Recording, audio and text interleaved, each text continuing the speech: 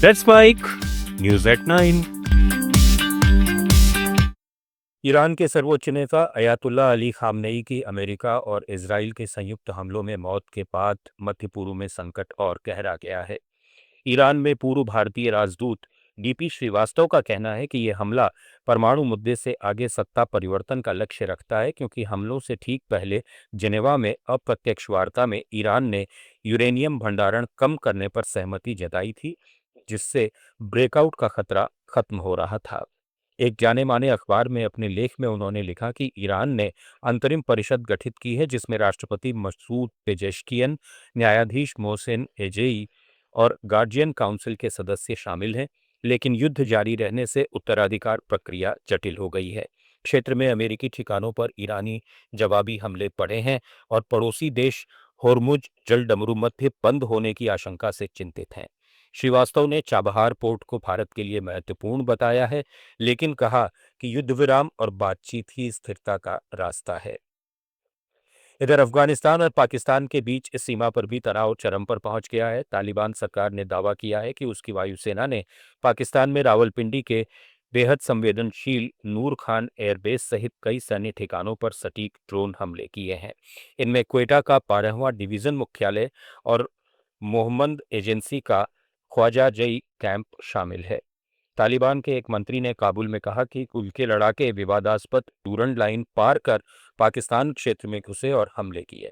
ये कार्रवाई पाकिस्तान के हालिया हवाई हमलों के जवाब में बताई गई है, जिसमें पाकिस्तान ने गजब लिलहक ऑपरेशन के तहत 415 तालिबानी लड़ाकों के मारे जाने का दावा किया है। पाकिस्तान ने अभी तक इन हमलों की पुष्टि या इनकार नहीं किया है, लेकिन दोनों पक्षों के दावों में भारी अंतर है। नूर खान एयरबेस मई 2025 के ऑपरेशन सिंदूर में भारत का निशाना बना था और अब भी इसकी मरम्मत चल रही है। क्षेत्रीय सुरक्षा पर भारत की नजर बनी हुई है। इसी बीच पाकिस्तान के शेयर बाजार में सोमवार को इतिहास की सबसे बड़ी एक दिनी गिरावट दर्ज की गई, जहां KSE 100 इंडेक्स शुरुआती कारोबार में 15,000 से ज्यादा अंक यानी करीब 9% तक लुढ़क गया। इसके बाद ट्रेडिंग को 1 घंटे के लिए रोकना पड़ा। KSE 30 इंडेक्स भी 9-10% तक गिरा, जो पाकिस्तान के स्टॉक मार्केट में अब तक की सबसे भयंकर गिरावट है। नेपाल के अंतरिम प्रधानमंत्री सुशीला कार्की ने राष्ट्र को संबोधित करते हुए मतदाताओं से 5 मार्च को होने वाले आम चुनाव में बढ़ चढ़कर हिस्सा लेने की अपील की है। टीवी पर प्रसारित अपने संबोधन में उन्होंने कहा कि देश एक ऐतिहासिक मोड़ पर खड़ा है और हर वोट आपके और आपके बच्चों के भविष्य को आकार देगा। जेन जी आंदोलन के बाद की अशांति से उबरते हुए उन्होंने याद दिलाया कि सरकार हिंसा रोककर संवैधानिक मार्ग पर स्थिरता लेकर आई है। कार्की ने राजनीतिक दलों से मौन अवधि का पालन करने, शांति बनाए रखने और चुनाव आयोग की तैयारियों की सराहना की। उन्होंने जोर दिया कि चुनाव स्वतंत्र, निष्पक्ष और भयमुक्त होंगे और सुरक्षा एजेंसियां पूरी तरह मुस्तैद हैं। नेपाल में फिलहाल सबसे चर्चित सीट झापा 5 है, जहां पूर्व प्रधानमंत्री KP शर्मा ओली और काठमांडू के पूर्व मेयर बालेन शाह के बीच कड़ी टक्कर है। ओली 1991 से इस सीट पर लगातार जीतते आए हैं और इसे उनका गढ़ माना जाता है, लेकिन इस बार वे जेन जी आंदोलन के बाद युवाओं की नाराजगी और बदलाव की मांग से जूझ रहे हैं।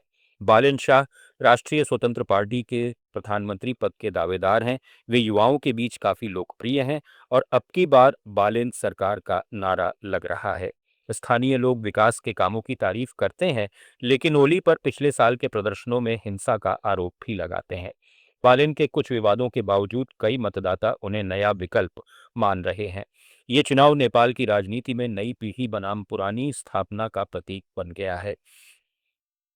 झापा 5 भारत की सीमा के करीब है और बालेन शाह ने चीन के BRI से जुड़े इंडस्ट्रियल पार्क प्रोजेक्ट को अपने घोषणा पत्र से हटा दिया है। इसे भारत के लिए सकारात्मक संकेत माना जा रहा है।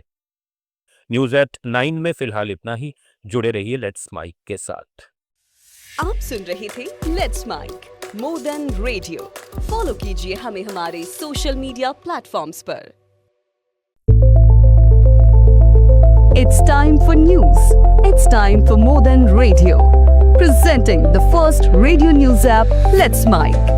Let's Mike, a news-based app on your phone where you get to watch and listen news, talk shows, interviews, radio